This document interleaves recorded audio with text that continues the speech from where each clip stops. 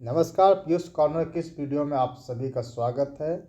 आज राजभाषा संबंधित प्रश्न को हम लाए हैं जो आपके एलडीसी, जीडीसी या रेलवे के डिपार्टमेंटल या किसी भी डिपार्टमेंटल या स्टेट गवर्नमेंट या सेंट्रल गवर्नमेंट कोई भी जो डिपार्टमेंटल एग्जाम होते हैं इसमें राजभाषा संबंधित प्रश्न पूछे जाते हैं। लगभग 100 में हर एग्जाम में 10 प्रश्न पूछे जाते हैं जो राजभाषा से संबंधित होते हैं। और ये प्रश्न जो हम लाए हैं आज बहुत इंपॉर्टेंट क्वेश्चन है, आप लोग को आपके परीक्षा के लिए बहुत ही उपयोगी साबित होगा। तो शुरू करते हैं पहले सवाल के साथ। राजभाषा अधिनियम में कुल कितनी धाराएं हैं? तो ऑप्शन में है 7, 8, 9, 10। जिसका सही जवाब होगा 9 धाराएं। ऑप्शन ग में दिया हुआ है 9 धाराएं। संविधान के किस अनुच्छेद के अनुसार हिंदी संघ की राजभाषा है? तो ये आपका हो जाएगा 343 के 1। नेक्स्ट है, संविधान के किन अनुच्छेदों में राजभाषा का उल्लेख है? ये लगभग 11 अनुच्छेदों में उल्लेख है। देखिए 343 से 351 तक ये लगातार राजभाषा संबंधित है। इसमें 9 अनुच्छेद हो गए प्लस 120 और अनुच्छेद 210, यानी 9 + 2 हो गया 11। तो ऑप्शन में दिया हुआ ये सभी, यानी ये सभी में राजभाषा संबंधित उल्लेख है संविधान के अनुच्छेदों में। नेक्स्ट है, राजभाषा आयोग का गठन कब हुआ था? तो राजभाषा आयोग का गठन जो है ये 1955 में हुआ था। नेक्स्ट है, धारा 3 के 3 के अनुसार कितने दस्तावेजों को द्विभाषी रूप में जारी करना अनिवार्य है? ये लगभग 14 दस्तावेजों को जारी करना द्विभाषी रूप में अनिवार्य है। नेक्स्ट सवाल है, राजभाषा नियमों की कुल संख्या कितनी है? तो राजभाषा नियमों की जो कुल संख्या है ये लगभग 12 है। ठीक है। नेक्स्ट है, निम्नलिखित दस्तावेजों में से कौन से दस्तावेज द्विभाषी रूप में जारी करना अनिवार्य है? तो ये आपका हो जाएगा सामान्य आदेश, संकल्प, संविदाएं। ये तीनों जो है द्विभाषी रूप में जारी करना अनिवार्य है। इसका ऑप्शन में घ में दिया हुआ है सभी, तो इसका सही आंसर हो जाएगा सभी। नेक्स्ट है, निम्नलिखित दस्तावेजों में से कौन से दस्तावेज धारा 3 के 3 के अंतर्गत 3 के अंतर्गत नहीं आता है? इसका सही आंसर हो जाएगा, देखिए करार भी आता है, प्रेस विज्ञप्तियाँ भी आता है, निविदा सूचना भी आता है, मतलब इसका सही आंसर हो जाएगा कोई नहीं। ठीक है। नेक्स्ट है, राजभाषा विभाग किस मंत्रालय के अंतर्गत आता है? बहुत ही इंपॉर्टेंट क्वेश्चन है, ये गृह मंत्रालय के अंतर्गत आता है। नेक्स्ट सवाल है 10 नंबर, किसके अनुपालन के लिए राजभाषा विभाग प्रतिवर्ष वार्षिक कार्यक्रम जारी करता है? तो ये आपका होगा राजभाषा संकल्प 1968। ठीक है। नेक्स्ट है 11 नंबर क्वेश्चन, अंतर्राष्ट्रीय संधियों और करारों को किस भाषा में तैयार किया जाना चाहिए? अंतर्राष्ट्रीय संधि जो होता है उसको हिंदी और अंग्रेजी दोनों में तैयार किया जाना चाहिए। नेक्स्ट है, नगर राजभाषा कार्यान्वयन समिति की वर्ष में कितनी बैठकें होती है? बहुत इंपॉर्टेंट क्वेश्चन है। इसका जो है नगर राजभाषा कार्यान्वयन का जो है ये वर्ष में 2 बैठकें इसकी होती है। ठीक है, 6 महीने में एक बार। नेक्स्ट है, विदेशों में स्थित भारतीय कार्यालयों में कितना प्रतिशत पत्राचार हिंदी में होना चाहिए? ये लगभग जो है आपका 30% हिंदी में होना अनिवार्य है। 13 का ग नंबर आंसर हो जाएगा 30%। नेक्स्ट है, कितने प्रतिशत कर्मियों को हिंदी का हिंदी का कार्य साधक ज्ञान होने पर कार्यालय को राजभाषा नियम 10 के 4 के अधीन अधिसूचित किया जाता है? इसका सही जवाब होगा लगभग 80%। ठीक है। नेक्स्ट 15 नंबर सवाल है, संविधान की 8वीं अनुसूची में हिंदी का क्या स्थान है? 8वीं अनुसूची में जो हिंदी का स्थान वो 6ठा स्थान है। ठीक है। नेक्स्ट है, राजभाषा दिवस कब मनाया जाता है? तो ये राजभाषा दिवस है आपका 14 सितंबर को मनाया जाता है। ऑप्शन ग में दिया हुआ है सही जवाब। ठीक है। नेक्स्ट है, राजभाषा विभाग का गठन कब किया गया था? आपको पता होगा राजभाषा विभाग का जो गठन है ये 1975 में किया गया है। ऑप्शन क सही जवाब है। नेक्स्ट है कि इनमें से कौन सी भाषा संविधान के 8वीं अनुसूची में शामिल नहीं है? 8वीं अनुसूची में जो 22 भाषाएं हैं इसमें से जो है आपका अंग्रेजी शामिल नहीं है। ठीक है। नेक्स्ट है, संविधान के किस अनुच्छेद में हिंदी भाषा के विकास के लिए निर्देश दिए गए हैं? इसका होगा 351। ऑप्शन क में सही जवाब दिया हुआ 351 के अनुच्छेद में हिंदी भाषा के विकास के लिए निर्देश दिया गया है। नेक्स्ट 20 नंबर क्वेश्चन है, राजभाषा अधिनियम की कौन सी धाराएं जम्मू कश्मीर राज्य पर लागू नहीं होती है। ये जो है ये धारा 6 और 7 जो है ना, ये जम्मू कश्मीर राज्य पर लागू नहीं होता है। नेक्स्ट है, राजभाषा नियम 1976 को कब संशोधित किया गया था। तो 1976 के राजभाषा अधिनियम को 3 बार संशोधित किया गया था। ये भी सवाल पूछता है, बहुत इंपॉर्टेंट है। ये 1987 में पहली बार, दूसरी बार 2007 में, तीसरी बार 2011 में। यानी इसका सही जवाब होगा उपरोक्त सभी। ये बहुत इंपॉर्टेंट है, आप इन्हें याद रखिएगा। एक बार फिर से पढ़ देते हैं, राजभाषा नियम 1976 को कब संशोधित किया गया था। ये संशोधन लगभग 3 बार हुआ है। पहला 1987, दूसरा 2007 में, तीसरा 2011 में। नेक्स्ट है, हिंदी सलाहकार समिति की वर्ष में कम से कम कितनी बैठक होनी चाहिए। तो इसकी बैठक लगभग वर्ष में 4 बार होनी चाहिए। इसका ऑप्शन घ नंबर दिया हुआ है, 4 बार सही आंसर। ठीक है, नेक्स्ट सवाल है, कार्यालय के राजभाषा कार्यान्वयन समिति की वर्ष में कितनी बैठक होनी चाहिए। तो इसका भी बैठक 4 बार होनी चाहिए। नेक्स्ट है, संविधान के किस अनुच्छेद के तहत राजभाषा आयोग एवं संसदीय राजभाषा समिति का गठन किया जाता है। तो संविधान के 344 अनुच्छेद के अनुसार राजभाषा आयोग एवं संसदीय राजभाषा समिति का गठन किया जाता है। नेक्स्ट है 25 नंबर क्वेश्चन, राजभाषा के तहत नियम के अनुसार हिंदी में प्राप्त पत्रादि के उत्तर हिंदी में दिए जाएंगे। ये किस नियम के अंतर्गत आते हैं। तो ये हैं आपके नियम 5 के अंतर्गत आते हैं। नेक्स्ट है, हिंदी सलाहकार समिति में गैर सरकारी सदस्यों की अधिकतम संख्या कितनी हो सकती है। इसमें अधिकतम संख्या जो है आपका 15 हो सकता है। हिंदी सलाहकार समिति में गैर सरकारी सदस्यों की अधिकतम संख्या 15 हो सकता है। ठीक है, नेक्स्ट 27 नंबर क्वेश्चन है, हिंदी सलाहकार समिति का कार्यकाल कितने वर्ष का होता है। ये भी बहुत इंपॉर्टेंट क्वेश्चन है। हिंदी सलाहकार समिति का कार्यकाल कितने वर्ष का होता है। ये 3 वर्ष का होता है। नेक्स्ट है, केंद्रीय सरकार के कितने कार्यालय होने पर नगर राजभाषा कार्यान्वयन समिति का गठन किया जाता है। इसका सही जवाब होगा 10 कार्यालय। ठीक है, नेक्स्ट सवाल है 29 नंबर, संविधान के 8वीं अनुसूची में पहली भाषा कौन सी है। तो 8वीं अनुसूची में जो पहली भाषा है वो असमिया को रखा गया है। नेक्स्ट है, संविधान के किस भाग में राजभाषा का संदर्भ मिलता है। तो राजभाषा का संदर्भ जो ये भाग 5 में, भाग 6 में, भाग 7 में, ये तीनों में मिलता है। तो इसका सही जवाब होगा ऑप्शन नंबर घ में दिया हुआ है सभी में। नेक्स्ट है, संविधान के अनुच्छेद 210 के 1 के किस राज्य पर लागू नहीं होता है। ये आपका जम्मू कश्मीर पे लागू नहीं होता है। तो 31 नंबर आपका हो गया। संविधान का अनुच्छेद 210 जो है 210 के किस राज्य पर लागू नहीं होता है। ये आपका आंसर हो गया, जम्मू कश्मीर पर लागू नहीं होता है। ठीक है, 32 में क्या है, 32 नंबर क्वेश्चन, संसदीय राजभाषा समिति में लोकसभा के कितने सदस्य होते हैं। इसमें लोकसभा जो होता है ना, इसमें 20 सदस्य होते हैं, जबकि राज्यसभा के 10 सदस्य होते हैं। ठीक है, देखिए अगला क्वेश्चन भी वही है, संसदीय राजभाषा समिति में राज्यसभा के कितने सदस्य होते हैं। इसमें राज्यसभा के 10 सदस्य होते हैं, जबकि लोकसभा के 20 सदस्य होते हैं। ये दोनों ही इंपॉर्टेंट है। नेक्स्ट है 34 नंबर क्वेश्चन, हिंदी को राजभाषा के रूप में कब स्वीकार किया गया। तो इसको 14 सितंबर 1949 को राजभाषा के रूप में हिंदी को स्वीकार किया गया। इसी के उपलक्ष्य में 14 सितंबर को राजभाषा दिवस मनाते हैं। नेक्स्ट है, संविधान की 8वीं अनुसूची में कुल कितनी भाषाओं का उल्लेख है।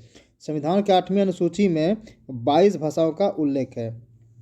नेक्स्ट है, राजभाषा नियम 1976 के नियम 5 के अनुसार हिंदी में हस्ताक्षरित पत्रों का उत्तर किस भाषा में दिया जाना चाहिए। तो हिंदी में जो हस्ताक्षरित पत्र है उसका जवाब है हिंदी में ही दिया जाना चाहिए। नेक्स्ट है, राजभाषा अधिनियम की धारा 6 और धारा 7 किस राज्य पर लागू नहीं है। तो ये जो धारा 6 और धारा 7 है ये आपका जम्मू कश्मीर राज्य पे लागू नहीं है। नेक्स्ट है, राजभाषा संकल्प 1968 किस सदन द्वारा पारित किया गया है। तो ये आपका किया गया लोकसभा और राज्यसभा दोनों में। ठीक है, 39 नंबर क्वेश्चन है, राज्यसभा नियम 1976 किस राज्य पर लागू नहीं है? 1976 किस राज्य पर लागू नहीं है? तो ये आपका हो जाएगा तमिलनाडु पे। ये बहुत इंपॉर्टेंट क्वेश्चन है, फिर से इसको पढ़ देते हैं। राज्यसभा नियम 1976 किस राज्य पर लागू नहीं है? ये तमिलनाडु होगा, ठीक है। नेक्स्ट है कोंकणी, मणिपुरी और नेपाली भाषाएं कब 8वीं अनुसूची में शामिल की गई है? तो ये आपका 1992 में 3 भाषा को 8वीं अनुसूची में शामिल किया गया था। नेक्स्ट है संविधान के किस अनुच्छेद के अनुसार हिंदी संघ की राजभाषा है? तो ये आपका 343 अनुच्छेद 343 में ऐसा वर्णित है कि हिंदी संघ की राजभाषा है। नेक्स्ट है संविधान की 8वीं अनुसूची में अंतिम भाषा कौन सी है? 8वीं अनुसूची में जो 22 भाषा है उसमें अंतिम भाषा को उर्दू को रखा गया, अंतिम भाषा को, ठीक है। नेक्स्ट है राजभाषा नियम किस वर्ष बनाए गए थे? तो राजभाषा अधिनियम जो था, राजभाषा नियम है ये 1976 में बनाया गया। ऑप्शन ख में सही जवाब दिया हुआ है। वहीं राजभाषा अधिनियम 1963 कब संशोधित किया गया था? ये 1967 में किया गया था। ये दोनों क्वेश्चन बहुत इंपॉर्टेंट है। नेक्स्ट है राजभाषा नियम 12 के अनुसार राजभाषा अधिनियम और उसके अधीन बनाए गए नियमों के उपबंधों को समुचित अनुपालन का उत्तरदायित्व किस पर होता है? इसका जो दायित्व है आपका प्रशासनिक प्रमुख जो है उस पर इनका दायित्व उत्तरदायित्व होता है, ठीक है। नेक्स्ट है संविधान के अनुच्छेद 348 के अनुसार उच्चतम न्यायालय एवं उच्च न्यायालयों में सभी कार्यवाही किस भाषा में होगी?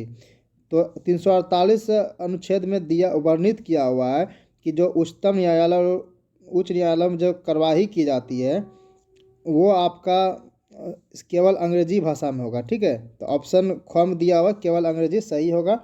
नेक्स्ट है बोलने वालों की संख्या के अनुसार विश्व में किस भाषा का दूसरा स्थान है? तो विश्व में सबसे ज़्यादा हिंदी बोला जाता है। नेक्स्ट है राजभाषा अधिनियम कब लागू हुआ? तो राजभाषा अधिनियम कब लागू हुआ है आपका? 1963 में। राजभाषा अधिनियम 1963 में लागू हुआ है। नेक्स्ट है राजभाषा नियम कब लागू हुआ? राजभाषा नियम जो है आपका 1976 में लागू हुआ। देखिए इसमें कन्फ्यूजन क्या है, ये अधिनियम है और ये नियम है। अधिनियम पूछे तो वो 1963 में, जबकि नियम पूछे तो वो 1976 में लागू हुआ है। नेक्स्ट है 50 नंबर क्वेश्चन, केंद्रीय अनुवाद ब्यूरो की स्थापना कब हुई है? तो इसका स्थापना 1971 में हुआ है। नेक्स्ट है 9वां विश्व हिंदी सम्मेलन 2022 24 सितंबर 2012 को कहाँ आयोजित हुआ है? ये बहुत पुराना क्वेश्चन है, ये जोहान्सबर्ग में हुआ था 2012 में। नेक्स्ट है संघ की राजभाषा की स्वर्ण जयंती किस वर्ष मनाई गई? तो ये आपका 1999 में मनाया गया था। नेक्स्ट सवाल है संसदीय राजभाषा समिति के सदस्य कौन होते हैं? तो इसमें जो है लोकसभा और राज्यसभा के दोनों सदस्य होते हैं। अभी इसके पहले पढ़े थे 20 और 10 सदस्य जो होते हैं वही यानी लोकसभा और राज्यसभा के सदस्य वो दोनों संसदीय राजभाषा समिति के सदस्य होते हैं। नेक्स्ट है राजभाषा संकल्प कब प्रकाशित किया गया? तो राजभाषा संकल्प जो है आपका 1968 में प्रकाशित किया गया था। नेक्स्ट है 55 नंबर क्वेश्चन, राजभाषा नियम के अनुसार हिंदी के प्रयोग की दृष्टि से राज्यों एवं संघ राज्य क्षेत्रों को कितने क्षेत्रों में बांटा गया है? ये आपका 3 क्षेत्र में बांटा गया है। नेक्स्ट है राजभाषा अधिनियम की धारा 3 के अनुसार 14 कागज पत्रों को किस भाषा में जारी किया जा सकता है? तो ये आपका हिंदी और अंग्रेजी दोनों होगा, ठीक है ना। नेक्स्ट है राजभाषा नियम के अंतर्गत क्षेत्र क में स्थित सरकारी कार्यालयों में कितना प्रतिशत कार्य हिंदी में होना अपेक्षित किया गया है? तो ये आपका हो जाएगा लगभग 100%। जो क्षेत्र को है उसके ऑफिस में 100% हिंदी में कार्य होगा। नेक्स्ट है राजभाषा नियम 6 के अनुसार धारा 3 के अंतर्गत जारी किए गए दस्तावेजों के लिए हिंदी और अंग्रेजी दोनों भाषाओं का प्रयोग संबंधी जिम्मेदारी किसकी होगी? तो ये आपका हो जाएगा हस्ताक्षर करने वाले अधिकारी का। 59 नंबर क्वेश्चन है राजभाषा नियम 11 के तहत द्विभाषिक स्टेशनरी आदि में हिंदी का स्थान कहाँ पर होगा? तो हिंदी का स्थान कहाँ पर होगा? अंग्रेजी के पहले। पहले क्या होता है? क्षेत्रीय भाषा होता है, इसके बाद हिंदी होता है, इसके बाद अंग्रेजी होता है, ठीक ना। आप स्टेशन पे भी, बोर्ड में भी लिखे होंगे, देखे होंगे, सॉरी। पहले क्षेत्रीय भाषा में लिखा रहता है, इसके बाद हिंदी, इसके बाद इंग्लिश में। नेक्स्ट है 60 नंबर क्वेश्चन। 8 जनवरी 2004 को इनमें से किस भाषा को संविधान के 8वीं अनुसूची में शामिल किया गया था? ये किया गया था बोडो को, मैथिली को, संथाली को, यानी तीनों को 8वीं अनुसूची में शामिल किया गया था। कब? 8 जनवरी 2004 को। ये भी बहुत इंपॉर्टेंट है। नेक्स्ट है सिंधी भाषा को संविधान के 8वीं अनुसूची में कब शामिल किया गया था? तो सिंधी को किया गया था 1967 में, 1967। नेक्स्ट है राजभाषा के प्रयोग के संदर्भ में कौन सा राज्य क्षेत्र ख में आता है? क्षेत्र ख में जो आता है ये आपका गुजरात, महाराष्ट्र, पंजाब तीनों आ जाता है। इसका सही आंसर होगा इनमें से सभी। नेक्स्ट है केंद्रीय अनुवाद ब्यूरो का मुख्यालय कहाँ पर स्थित है? बहुत इंपॉर्टेंट क्वेश्चन है। इसका मुख्यालय नई दिल्ली में स्थित है। नेक्स्ट सवाल है नगर राज्य भाषा कार्यान्वयन समिति की वर्ष में कितनी बैठकें होनी चाहिए? तो वर्ष में लगभग इसका भी 2 बैठकें होती है। ऑप्शन ग में दिया हुआ है सही जवाब, 2 बैठक। नेक्स्ट है 65 नंबर क्वेश्चन। राजभाषा के प्रयोग के संदर्भ में कौन सा राज्य या संघ राज्य क्षेत्र क में नहीं आता है? तो ये जो आपका हो जाता है चंडीगढ़, ये चंडीगढ़ क्षेत्र क में नहीं आता है। नेक्स्ट है संसदीय राजभाषा समिति के कुल कितने सदस्य होते हैं? तो इसमें आपका राज्यसभा और लोकसभा दोनों मिला के 30 सदस्य होते हैं। लोकसभा के 20 सदस्य और राज्यसभा के 10 सदस्य, यानी 30 सदस्य होते हैं। नेक्स्ट है संसदीय राजभाषा समिति अपना प्रतिवेदन किसे प्रस्तुत करती है? तो ये आपको राष्ट्रपति को प्रस्तुत करती है। नेक्स्ट है यूनिकोड मानक से किन भाषाओं को इनोड किया जा सकता है? तो इसका हो जाएगा आपका सभी भाषाएं। नेक्स्ट है यूनिकोड कौन सी मानक है? यूनिकोड जो है ये ना अंतर्राष्ट्रीय मानक है। नेक्स्ट है राजभाषा आयोग अपनी सिफारिशें किसे प्रस्तुत करती है? तो राजभाषा आयोग जो अपना सिफारिशें राष्ट्रपति से प्रस्तुत करती है। नेक्स्ट है 71 नंबर क्वेश्चन। राजभाषा विभाग की त्रैमासिक गृह पत्रिका का नाम क्या है? राजभाषा विभाग का जो त्रैमासिक गृह पत्रिका है उसका नाम राजभाषा भारती है। Next 72 number question. जनरल और मानक संदर्भ पुस्तकों को छोड़कर पुस्तकालय के कुल अनुवाद का कितना प्रतिशत हिंदी पुस्तकों की खरीद पर खर्चा किया जा सकता है? इसका सही जवाब होगा 50%। नेक्स्ट है अभी तक संसदीय राजभाषा समिति की रिपोर्ट कितने खंडों में जारी हो चुकी है? ये लगभग आपका 9 खंडों में जारी हो चुका है। नेक्स्ट है राजभाषा आयोग अपनी सिफारिशें किसे प्रस्तुत करती है? तो ये अपना सिफारिश राष्ट्रपति को प्रस्तुत करती है। फिर नेक्स्ट 75 नंबर क्वेश्चन है कोयल किसकी गृह पत्रिका है? कोयल जो है आपका कोयल किसकी गृह पत्रिका है? ये कोयला मंत्रालय का गृह पत्रिका है कोयल। 76 नंबर क्वेश्चन है पहला राजभाषा आयोग कब गठित किया गया था? ये आपका 1955 में गठित किया गया था। 77 नंबर क्वेश्चन है पहली संसदीय राजभाषा समिति कब गठित की गई थी? ये आपका 1957 में गठित की गई थी।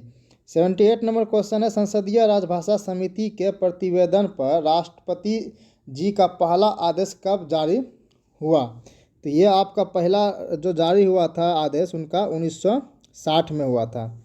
नेक्स्ट है राजभाषा आयोग के सदस्यों को कौन नियुक्त करता है? उनका जो सदस्य है उसे राष्ट्रपति के द्वारा नियुक्ति होती नहीं, राष्ट्रपति उसे नियुक्त करता है। नेक्स्ट है 80 नंबर क्वेश्चन। राजभाषा आयोग की सिफारिशों की परीक्षा कौन करता है? इनका जो परीक्षा होता है वो संसदीय राजभाषा समिति के द्वारा होता है। नेक्स्ट है राष्ट्रपति किसके प्रतिवेदन के आधार पर आदेश जारी करता है? ये जो संसदीय राजभाषा समिति के प्रतिवेदन के आधार पर राष्ट्रपति आदेश जारी करता है। नेक्स्ट 82 नंबर क्वेश्चन है संसदीय राजभाषा समिति का 9वां प्रतिवेदन कब जारी हुआ? इसका 9वां प्रतिवेदन जो जारी हुआ है ये 2011 में हुआ है।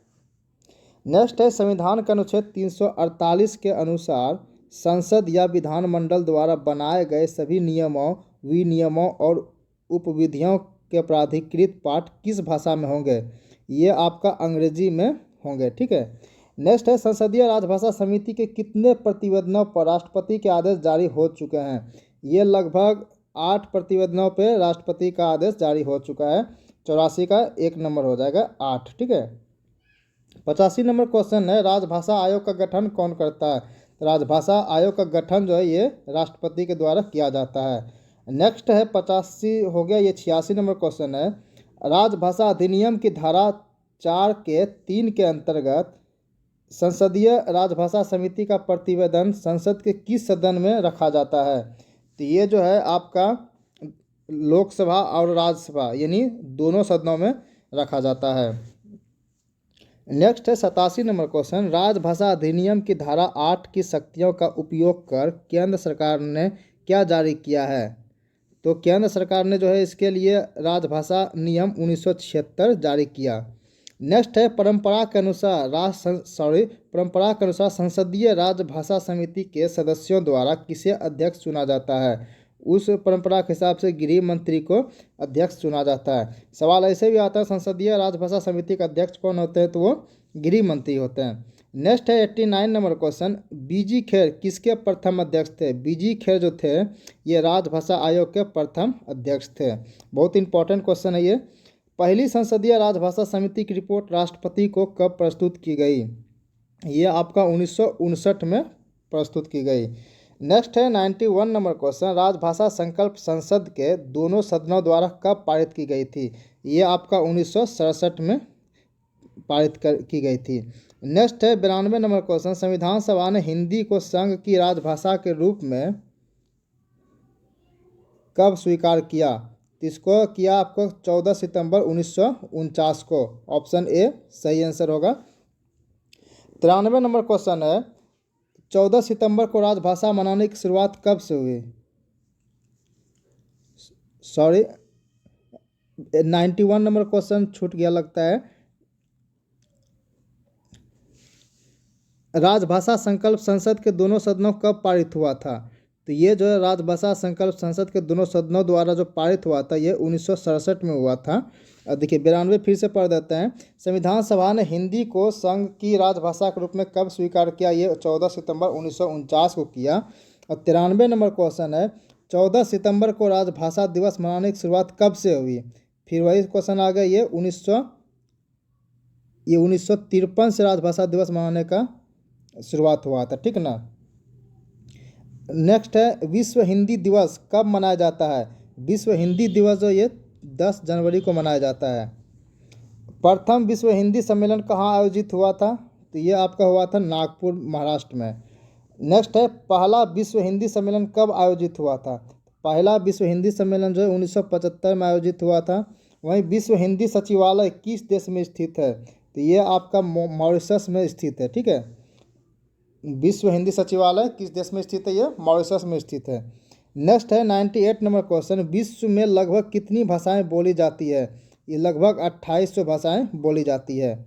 नेक्स्ट क्वेश्चन 99 नंबर क्वेश्चन है तमिल तेलुगु मलयालम और कन्नड़ भाषाएं किस भाषा परिवार से निकली है। तो ये जो निकली है आपका द्रविड़ से। ठीक है। तमिल तेलुगु मलयालम कन्नड़ जो है द्रविड़ भाषाएं के परिवार से निकली हुई है। 100 नंबर क्वेश्चन है निम्न भाषाओं में से किसकी लिपि देवनागरी है।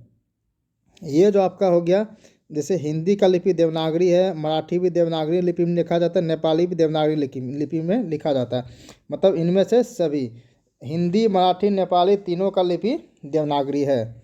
101 नंबर क्वेश्चन है द्रविड़ कुल को छोड़कर भारत की सभी भाषाओं का विकास किस भाषा से हुआ था। तो सभी भाषाओं का विकास जो है अपभ्रंश भाषा से हुआ था। ठीक है। नेक्स्ट है 102 नंबर क्वेश्चन खड़ी बोली कहाँ बोली जाती है। खड़ी बोली तो आपका दिल्ली में, मेरठ में, सहारनपुर में, इन तीनों जगह बोली जाती है। तो इसका आंसर होगा घ नंबर इनमें से सभी। नेक्स्ट है बोलने वालों की संख्या के अनुसार विश्व में हिंदी का क्या स्थान है। विश्व में हिंदी का दूसरा स्थान है। नेक्स्ट है इनमें से किसने ब्रज भाषा में साहित्य की रचना की थी। तो ब्रज भाषा में जो साहित्य की रचना की थी वो सूरदास थे। ठीक है। नेक्स्ट है इनमें से किसकी रचना अवधी भाषा में लिखी गई है। तो अवधी भाषा में जो थे वो तुलसीदास और मोहम्मद जायसी दोनों का थे। इसका सही आंसर होगा ऑप्शन ग में दोनों। ठीक है, नेक्स्ट है, इनमें से कौन सी रचना खड़ी बोली की है? खड़ी बोली का जो रचना है यह है आपका साकेत का, प्रिय प्रवास का, कामायनी का, मतलब ये तीनों का। इसका आंसर हो जाएगा ऑप्शन घ, इनमें से सभी। नेक्स्ट 107 नंबर क्वेश्चन है, खड़ी खड़ी बोली के प्रथम प्रसिद्ध कवि कौन थे? इसका जो प्रसिद्ध कवि थे वो थे आमिर खुसरो। नेक्स्ट है 108 नंबर क्वेश्चन, भारतीय भाषाओं की उत्पत्ति मूलतः किस प्राचीन भाषा से हुई है? तो ये आपका है संस्कृत भाषा से। ठीक है, नेक्स्ट है 109 नंबर क्वेश्चन है, विश्व हिंदी दिवस 10 जनवरी को मनाया जाता है क्योंकि इस दिन ऑप्शन के हिसाब से पहला विश्व हिंदी सम्मेलन आयोजित हुआ था। ठीक है, 108 नंबर क्वेश्चन, भारतीय भाषाओं की उत्पत्ति मूलतः किस प्राचीन भाषा से हुई थी? इसका हो जाएगा संस्कृत भाषा से। 109 नंबर क्वेश्चन तो हो गया, पहला विश्व हिंदी सम्मेलन का आयोजित जो हुआ था इसी के उपलक्ष्य में विश्व हिंदी दिवस 10 जनवरी को मनाया जाता है। नेक्स्ट है 110 नंबर क्वेश्चन, महात्मा गांधी अंतर्राष्ट्रीय हिंदी विश्वविद्यालय किस देश में है? ये आपका हो जाएगा भारत में। ठीक है, नेक्स्ट है, महात्मा गांधी अंतर्राष्ट्रीय हिंदी विश्वविद्यालय किस शहर में है?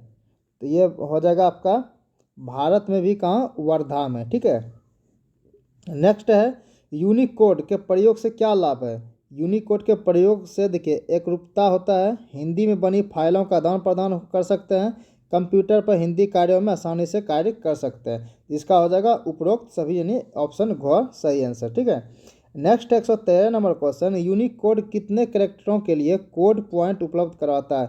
ये लगभग आपका 65,536, जो ऑप्शन ख में दिया हुआ है ये सही आंसर होगा 65,536।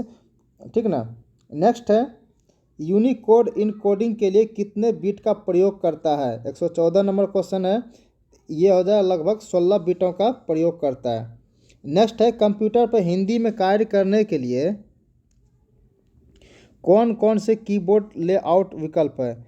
इसमें क्या हो जाएगा आपका इंस्क्रिप्ट हो जाएगा, रेमेंटिंग हो जाएगा, फोनेटिक हो जाएगा, यानी इसका सभी हो जाएगा। ठीक है, ऑप्शन बी उपरोक्त सभी। नेक्स्ट है, इंस्क्रिप्ट कीबोर्ड लेआउट को DOE द्वारा कब स्टैंडर्डाइज किया जाता है? तो ये कब किया जाता है आपका, कब स्टैंडर्डाइज किया गया? तो यह आपका 1986 में किया गया। 117 नंबर क्वेश्चन है, विश्व हिंदी सचिवालय की स्थापना कब हुई थी? तो इसका स्थापना 2008 में हुई थी। नेक्स्ट है, यूनिकोड इनकोडिंग के लिए कितने बाइट का प्रयोग करता है? ये लगभग 2 बाइट का प्रयोग करता है। 119 नंबर क्वेश्चन है, किस देश में विश्व हिंदी सम्मेलन का आयोजन 2 बार हो चुका है? ये लगभग मॉरिशस में। ठीक है, इसका सही आंसर होगा मॉरिशस। नेक्स्ट है, भारत के अलावा किस देश में विश्व हिंदी सम्मेलन का आयोजन 2 बार हो चुका है? तो भारत के अलावा जो हुआ है आपका मॉरिशस में, ये पहले का भी क्वेश्चन था अभी मॉरिशस में, और इसमें भी मॉरिशस 119 और 20 दोनों। ठीक है, अब तक कुल कितने विश्व हिंदी सम्मेलनों का आयोजन हो चुका है? अभी लगभग 9 विश्व हिंदी सम्मेलनों का आयोजन हो चुका है। नेक्स्ट है, विश्व हिंदी सचिवालय किस देश में स्थित है? विश्व हिंदी सचिवालय जो है आपका ऑप्शन में है भारत, मॉरिशस, दोनों इनमें से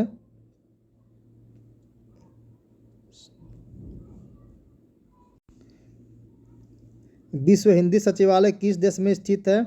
ऑप्शन में है भारत, सूरीनाम, अमेरिका, मॉरिशस। इसका सही जवाब होगा मॉरिशस। तो विश्व हिंदी सचिवालय मॉरिशस में स्थित है।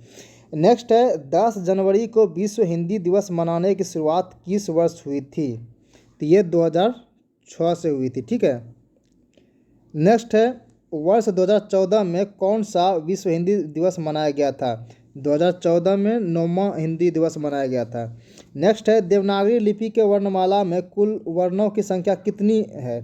तो देवनागरी लिपि में जो है लगभग 52 वर्ण पाए जाते हैं। ठीक है, नेक्स्ट है 126 नंबर क्वेश्चन, मानक हिंदी वर्णमाला में स्वरों की अक्षर कितनी है?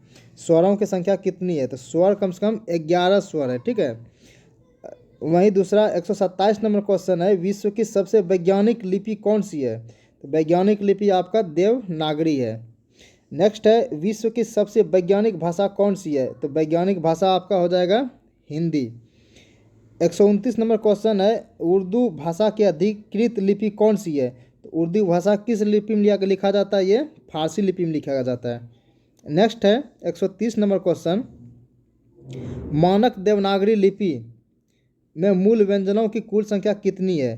तो देवनागरी लिपि में जो व्यंजन है वो 35 व्यंजन है। फिर है, मानक हिंदी वर्णमाला में स्वर और मूल व्यंजनों की कुल संख्या कितनी है? तो दोनों को मिला देंगे तो कितनी हो जाएगी? ये 51 हो जाएगी। नेक्स्ट है, देवनागरी लिपि में संयुक्त व्यंजनों की कुल संख्या कितनी है? तो संयुक्त व्यंजनों की कुल संख्या आपका हो जाएगा आपका 4। ठीक है, संयुक्त व्यंजनों की कुल संख्या देवनागरी लिपि में 4 है। नेक्स्ट है, देवनागरी लिपि में उच्चारण की दृष्टि से कौन से नए व्यंजनों का जन्म हुआ है? तो ये हुआ है आपका अंगों का और अरों का, दोनों हो जाएगा। नेक्स्ट 134 नंबर, भारत की किस संस्थान ने देवनागरी लिपि का मानकीकरण किया है? तो ये किया है आपका भारतीय मानक ब्यूरो ने। नेक्स्ट है, देवनागरी लिपि का विकास किस लिपि से हुआ है? देवनागरी लिपि का जो विकास है ये ब्राह्मी लिपि से हुआ है। नेक्स्ट है, हिंदी भाषा में निम्नलिखित में कौन से संयुक्त व्यंजन हैं? इसमें जो है अक्षों है, तरों है, ज्ञों है, स्वरों है, मतलब ये सभी है। ठीक है ना, इसका आंसर घ हो जाएगा सभी। नेक्स्ट है, भारतीय मानक ब्यूरो यानी BIS द्वारा जारी IS 16500/2012 मानक किससे संबंधित है? इसका सही जवाब होगा देवनागरी लिपि तथा हिंदी वर्तनी। ठीक है। नेक्स्ट है, हिंदी भाषा में क, ख, ग और ज वर्ण किस भाषा के लिए गए हैं? इसका सही होगा आंसर अरबी और फारसी। नेक्स्ट है, हिंदी भाषा में फ और अ वर्ण किस भाषा के लिए है? ये हो जाएगा आपका अंग्रेजी भाषा के लिए। नेक्स्ट है, संस्कृत भाषा में प्रयुक्त कौन से स्वरों को हिंदी के मानक वर्णमाला के स्थान नहीं दिया जाता है? इसका होगा घ। नेक्स्ट है, कौन सी कीबोर्ड भारतीय मानक ब्यूरो द्वारा मानक माना जाता है? इसका होगा इंस्क्रिप्ट। नेक्स्ट है, भारतीय मानक ब्यूरो ने देवनागरी लिपि तथा हिंदी वर्तनी का मानक रूप कब जारी किया था? ये किया था आपका 2012 में। नेक्स्ट है, संयुक्त राष्ट्र की आधिकारिक भाषाओं की संख्या कितनी है? तो संयुक्त राष्ट्र का जो आधिकारिक भाषा है वो आपका 6 है। नेक्स्ट है, निम्नलिखित में से कौन सी भाषा संयुक्त राष्ट्र की आधिकारिक भाषा नहीं है? तो ये आपका हो जाएगा हिंदी। संयुक्त राष्ट्र का जो आधिकारिक भाषा है वो हिंदी नहीं है, जबकि अंग्रेजी, फ्रेंच, स्पेनिश, चीनी, रूसी और अरबी संयुक्त राष्ट्र की आधिकारिक भाषा है। अगर ये वीडियो आपको पसंद आया हो तो हमारे वीडियो को लाइक और हमारे चैनल पर जो नए हैं सब्सक्राइब जरूर कीजिए। ये वीडियो आपको जो आपका जो LDC या GDC का जो रेलवे का या फिर किसी स्टेट गवर्नमेंट सेंट्रल गवर्नमेंट का एग्ज़ाम है उनके लिए बहुत उपयोगी है। और हाँ, इसी तरह के और वीडियो देखने के लिए हमारे YouTube चैनल के प्ले लिस्ट में जाके GDC संबंधित, LDC संबंधित, राजभाषा संबंधित वीडियो अपडेट किया गया है, आप ज़रूर देखें। धन्यवाद।